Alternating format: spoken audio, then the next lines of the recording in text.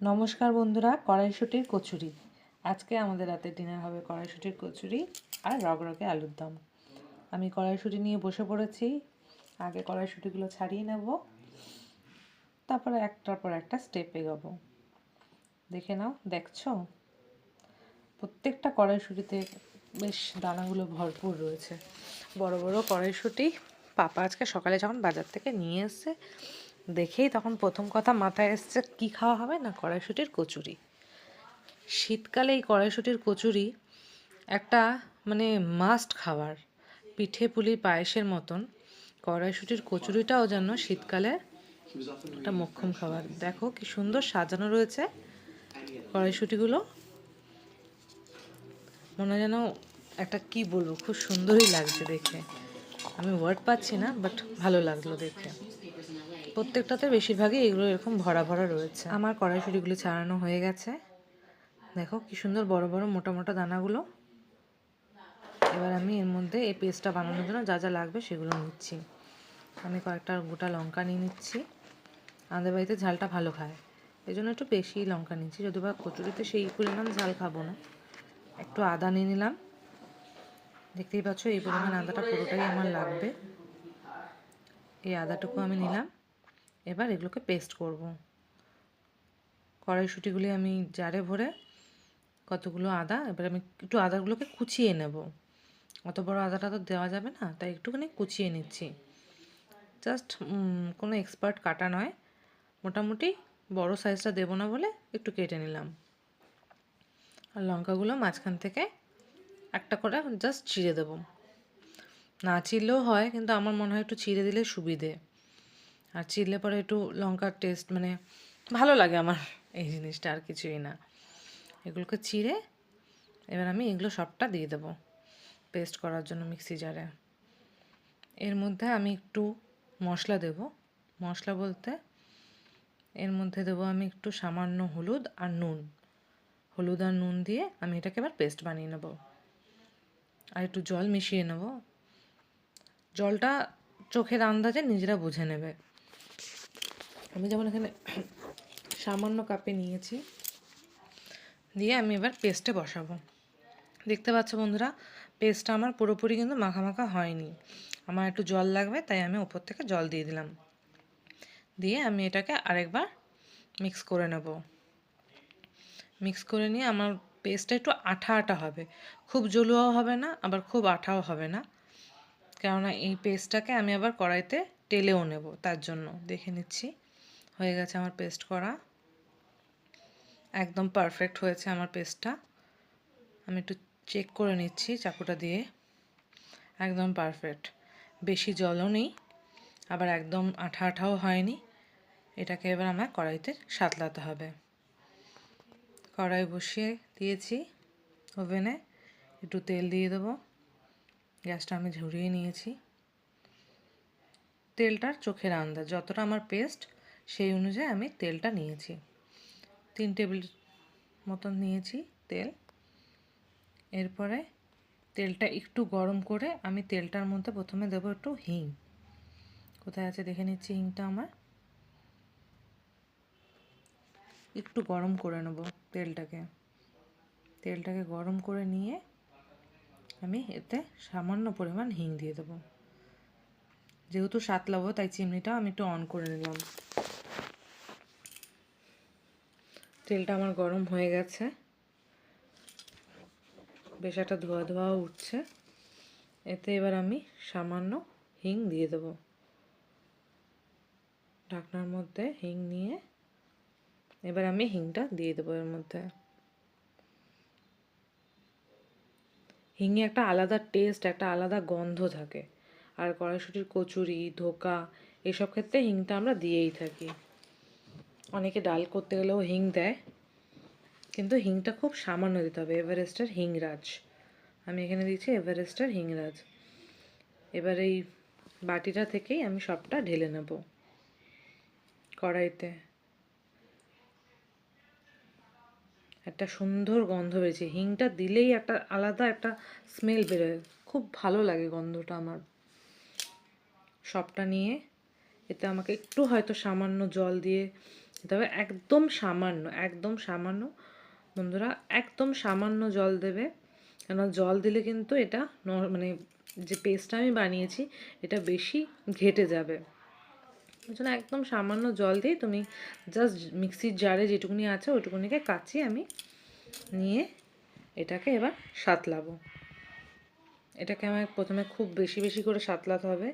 আমি গ্যাসের আঁচটাও একটু তাই বাড়িয়ে দিলাম, যাতে প্রথমবারে আমার জলটা যতটা বেশি জল লাগতেও সেই জলটা আমার যাতে ফুটে যায়। এই পেস্টটাকে আমার টালতে গেলে একটু বেশি করে জিনিসটাকে সাঁতলাতে হবে, মাঝে মধ্যেই নেড়ে দিতে হবে এবং কনস্ট্যান্ট নেড়ে যেতে হবে। জাস্ট 2-3 মিনিট অন্তর অন্তরই এটাকে নাড়তে হবে। এভাবে রেখে দিয়ে বা ঢেকে অন্যান্য রান্নার মতন কিন্তু আমি এটা যেতে পারবো না। এটাকে আমার কনস্ট্যান্টলি নেড়ে যেতে হবে। দেখতে পাচ্ছ নিচে অলরেডি লেগে আসছে, আমার তেলটাও টেনে গেছে, কালারটাও একটু চেঞ্জ হয়ে এসছে। আগে সেই টিয়া কালারটা নেই, কালারটা আস্তে আস্তে একটু মরছে, একটু একটু মজে যাচ্ছে। এটাকে মজিয়ে মজিয়ে আমি পেস্টটা জাস্ট এখানে বাটিতে তুলে নিয়েছি। আঠা আঠা হয়েছে, একদম পারফেক্ট কচুরির জন্য। এটা আমি এখন ঢেকে রাখবো। এবারে আটা মেখে ফেলতে হবে, সরি ময়দা মেখে ফেলতে হবে। সামান্য চিনি নুন দিয়ে পাপা ময়দা মাখতে বসে পড়েছে। ময়দা আটা মাখায় পাপা এক্সপার্ট, সবাই মিলেই করছি। আমি ততক্ষণ একটু আলুর দমে জোগাড় করবো, পাপা এই ফাঁকে ময়দাটা মেখে ফেলছে। কড়াইশুঁটির কচুরির সাথে যে রগরগে আলুর দমটা আমরা খাবো সেটা আমি ডেসক্রিপশনে দিয়ে দিয়েছি, ওটার রেসিপিটাও এরপরেই আমি শেয়ার করে দিচ্ছি। তেলটা একটু বেশি করে দিতে হয়, তাতে ময়মটা ভালো হয়, নরম হয়, সফট হয়, লুচির ক্ষেত্রেও পরোটার ক্ষেত্রেও এবং এটা কচুরি এই ক্ষেত্রেও। মেখে ভালো করে একটু মিশিয়ে নিয়ে ডোটা বানিয়ে ফেলতে হবে। আমাদের ডোটা তৈরি হয়ে যাচ্ছে। তারপর যেরকমভাবে তুমি রাখো ওভাবে রাখো, ডোটাকে স্টাইলটা করো এবার তাহলে ভালো করে মেখে একটু তেল গায়ে লাগিয়ে আমরা ঢেকে রেখে দেবো কিছুক্ষণের জন্য, তাতে জিনিসটা সফট থাকবে। অনেকে গরম জল দিয়ে মাখে, আমরা নর্মালি মেখেছি। আমাদের ডোটা বেশ সফট হয়ে গেছে। এবার আমরা এগুলোর লেচি বানিয়ে নেব। লেচি বানিয়ে এগুলোতে পুর ভরে নেবো। এবার পুর নিয়ে আমি চলে এসেছি, পাপা বসে গেছে পুর ভরতে। এক এক করে দেখো, এগুলোর কায়দা আছে। আমাকে আমার শাশুড়িমা বলেন, শ্বশুরও বলেছেন যে এইভাবে নয়, মানে চারিপাশটা পাতলা করে আমাকে আগে মুড়ে মুড়ে নিতে হবে, মাঝখানটা যেন মোটা থাকে। চারিপাশটা পাতলা করে আমাকে লিচিটাকে একটু বড় করে নিতে হবে। একটু বড় করে নিয়ে তার মাঝখানে পুরটা বসিয়ে বাটি শেপ বানিয়ে পুরটা বসিয়ে এইভাবে মুখটাকে মেরে দিতে হবে। মুখটাকে মেরে অনেকে ফেলে দেয়, বাট এখানে আমরা ফেলবো না, এখানে আমরা চাপিয়ে দেবো। চাপিয়ে জাস্ট একটা হালকা চাপ দিয়ে বানিয়ে নেব এই প্লেটে। এবার আমরা এক এক করে লেচিগুলো বানিয়ে পুর ভরে সাজিয়ে নেব। পাপার এটাও নিয়ে নিয়েছে। পাপার হাত ভীষণ ফাস্ট, উনি খুব চটপটে। আমি হয়তো এত ঝটপট বানাতে পারবো না, বাট অবশ্যই করব আমিও। দেখছো তোমরা বন্ধুরা কি সুন্দর ছটছট করে হয়ে যাচ্ছে, একটা কায়দাই আলাদা। আমরা নতুন যুগের মেয়েরা যতটাই রান্না বান্না করি, ছেলে বলো মেয়ে বলো, অনেকেই তো রান্না এখন করে। রান্না করাটা তো এখন স্পেসিফিক জেন্ডার বেসিক নয়, বাট আমাদের করার কায়দা, করার ধরনটা একটু আগেকার মানুষদের থেকে কমই হয়। তাদের হাতের কায়দা, তাদের হাতের কাজ কতটাই ফাস্ট হয়, আমি অন্তত আমার শ্বশুর শাশুড়িকে দেখে সেটা বুঝতে পারছি। বাড়িতে বাবা মাকেও তাই দেখে এসেছি, বাট একসময় হয়তো করতে করতে আমারও হাত ফাস্ট হয়ে যাবে। না, আমিও নিয়ে বসে পড়েছি। দেখো এবার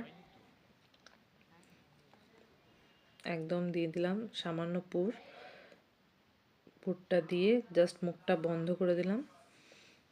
বন্ধ করে আমিও এবার হালকা হালকা করে চেপে তারপরে এটাকে দু হাতে প্রেস করে লেচিটা বানিয়ে ফেললাম।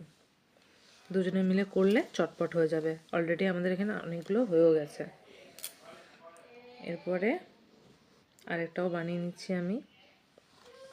আগে আমি এই লেচিগুলো বানিয়ে আমরা দুজনেই পুরোপুরি সাজিয়ে নেব, তারপরে মানে খাওয়ার সময় জাস্ট বেলবো, ভাজবো, দেন গরম গরম সার্ভ করে দেবো। নিয়ে নিলাম পুরটা, মাঝখানে বসিয়ে নিয়ে আটটু পুর দিলাম, এটাতে একটু কম হয়ে গেছে। পুর দিয়ে এটাকে কভার করে আমি ডোটা মানে লিচিটা বানিয়ে নেব। হয়ে এসছে, ডান। একটু হালকা হালকা চেপে কমপ্লিট। তাহলে তোমরাও নিশ্চয়ই অনেকে কড়াইশুঁটির কচুরি বাড়িতে বানিয়েছো। আমাকে অবশ্যই কমেন্টে জানিও কে আর কারা কারা মিলে বানিয়েছো। আমি এগুলো এবার তাড়াতাড়ি করে ঝটপট পুরো ভরে নিয়ে এক্ষুনি চলে আসছি। হয়ে গেছে আমাদের সব লেচি তৈরি। এবার বেলা আর ভাজা, অনলি রেস্ট অফ কাজ। আলুরদম দেখতেই পাচ্ছ ওভেনে বসানো আছে। এর রেসিপিটা আমি ডেসক্রিপশানে দিয়েছি, লিঙ্কটা দিয়েছি, এবং এই রেসিপিটাও আমি শেয়ার করে দিয়েছি এরপরের ভিডিওতেই।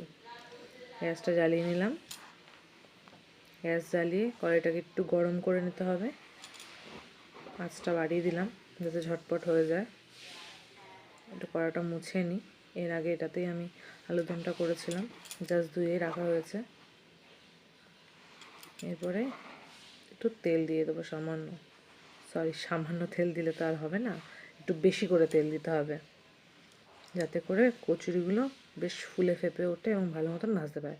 লুচি বলো কচুরি বলো এগুলোতে একটুখানি বেশি বেশি তেল না দিলে হয় না। ডোবা তেলে না ভাজলে এগুলো ঠিক ফোলেও না। শাশুড়ি বউ চলে এসেছি রান্নাঘরে, উনি বেলছেন আর আমি ভাজবো। ওনার হাতের মতন উনি কচুরিগুলোকেও বেশ গোল বানাচ্ছেন, দেখতে পাচ্ছ? দেখো দেখো, গোল গোল কচুরি, গোল গোল হাতে বেলা হচ্ছে। বেশ বড় করেই বেলেছে। এবার আমি কচুরিটা আস্তে করে ছেড়ে দেবো, তেলটাও আমার গরম হয়ে গেছে।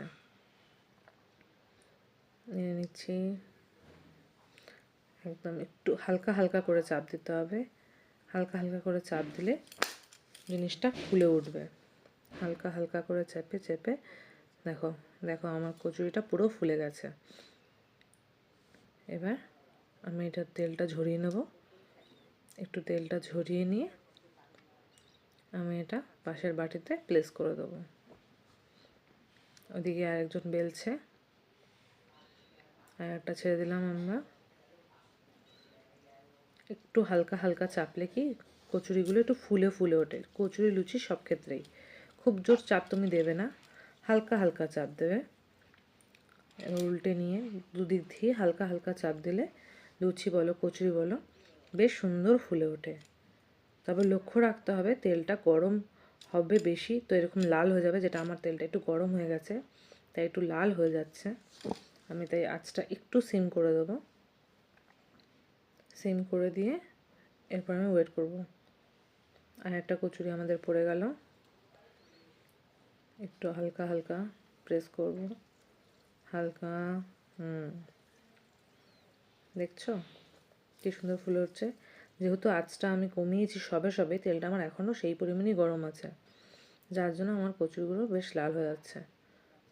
তোমাদের বাড়িতে কে কীরকম কচুরি খায় কমেন্টে জানিও। আমাদের বাড়িতে যেমন কিছু মানুষ আছে সাদা সাদা ভালোবাসে, আবার কয়েকজনের একটু কড়া ভাজা পছন্দ।